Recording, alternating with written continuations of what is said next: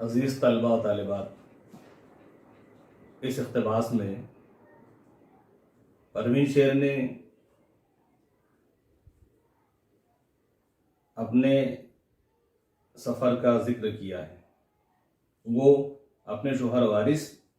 اور بیٹے فراز کے ساتھ جنوبی افریقہ کے شہر جوہانس برگ کا سفر طیارے کے ذریعے طے کرتی ہے۔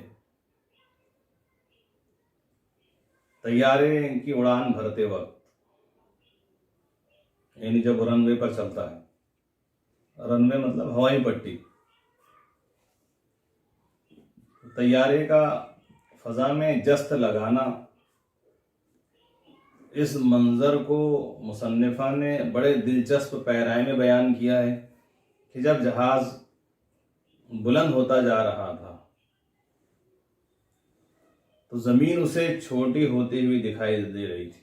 اور زمین پر موجود تمام اشیاء دھیرے دھیرے دھیرے چھوٹی ہوتی جا رہی تھی۔ وہ زمین جہاں پر انسان کا وجود ایک ذرے کی مانند تھی،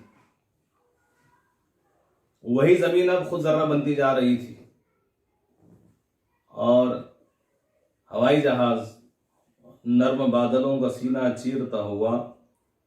بلند ہوتا جا رہا تھا، یہاں تک کہ بادلوں میں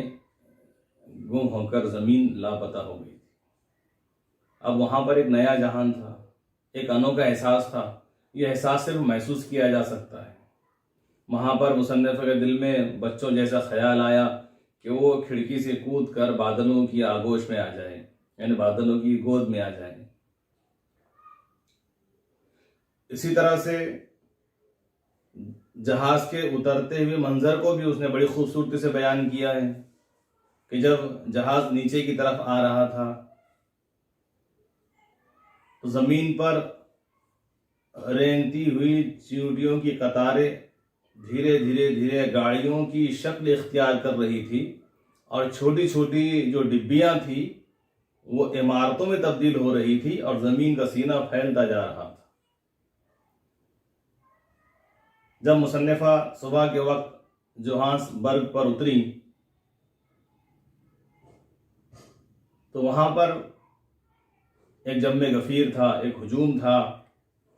اور اس ہجوم میں ایک منحنی سا، دبلا پتلا، سیدھا سادہ، نرم گفتار، خوش کردار آدمی جس کا نام کینن تھا، اس کے ہاتھ میں ایک جھنڈی تھی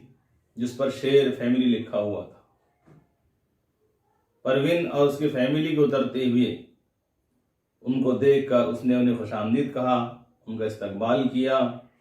بہت محبت آمیز لہجے میں اس نے بات کی، اور انہیں اپنے ساتھیوں کے ساتھ وین میں لے کر روانہ ہو گیا۔